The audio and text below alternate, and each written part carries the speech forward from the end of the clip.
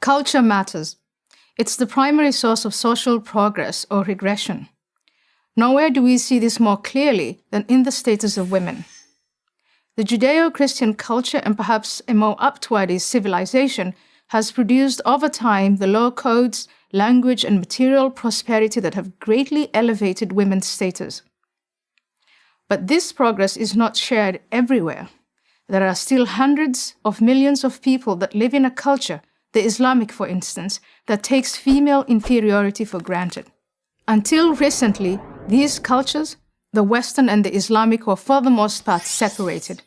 But that is changing, dramatically so. Large numbers of immigrant men from the Middle East, South Asia, and various parts of Africa have brought a different set of values to the West, specifically Europe. More than 1 million arrived in 2015 alone. More are on the way. As a result, crimes against girls and women, groping, harassments, assaults, and rape have risen sharply. These crimes illustrate the stark difference between the Western culture of the victims and that of the perpetrators. Let me be clear, not all immigrant men, or even most, indulge in sex attacks or approve of such attacks. But it's a grave mistake to deny that the value system of the attackers is radically different from the value system of the West. In the West, women are emancipated and sexually autonomous. Religiosity and sexual behavior or sexual restraint is determined by women's individual wishes. The other value system is one in which women are viewed as either commodities, that is, their worth depends on their virginity, or on the level of a prostitute if they're guilty of public immodesty, wearing a short skirt, for example. I do not believe these value systems can coexist. The question is which value system will prevail. Unfortunately, this remains an open question. The current situation in Europe is deeply troubling. Not only are Muslim women within Europe subject to considerable oppression in many ways, such norms now risk spreading to non-Muslim women who face harassment from Muslim men. One would think that Western feminists in the United States and Europe would be very disturbed by this obvious misogyny. But sadly, with few exceptions, this does not appear to be the case.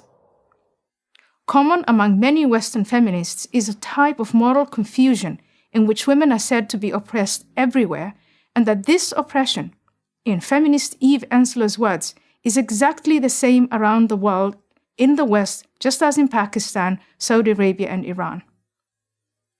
To me, this suggests too much moral relativism and an inadequate understanding of Sharia law.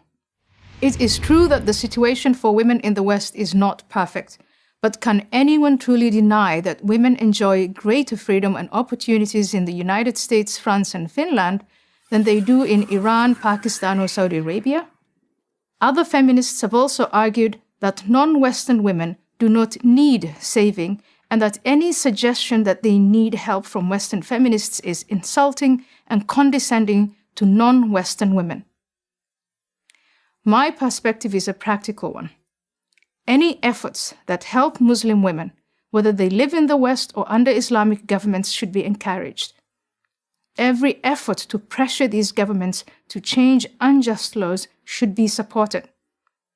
Western feminists and female Western leaders have a simple choice to make. Either excuse the inexcusable or demand reform in cultures and religious doctrines that continue to oppress women. Nothing illustrates this better than what happened in Cologne, Germany on New Year's Eve 2015. That night, during the city's traditional celebrations, numerous German women, 467 at the last count, reported being sexually harassed or assaulted by men of North African and Arab origin. Within 2 months, 73 suspects had been identified, most of them from North Africa. 12 of them have been linked to sexual crimes. Yet, in response to the attacks, Cologne's feminist mayor Henriette Reker issued an arm's-length guideline to women. Just keep an arm's-length distance between you and a mob of Arab men, she advised Cologne's female population, and you will be fine. Mayor Reker's comments underline the seriousness of the problem. A culture clash is upon us. The first step in resolving it is to unapologetically defend the values that have allowed women to flourish. Feminists with their organizations, networks, and lobbying power need to be on the front lines of this battle. Their relevance depends on it. And so does the well-being of countless women, Western and non-Western. I'm Ayaan Hirsi Ali of Harvard University for Prager University. To subscribe to our YouTube channel, click here. To help keep our videos free, donate here.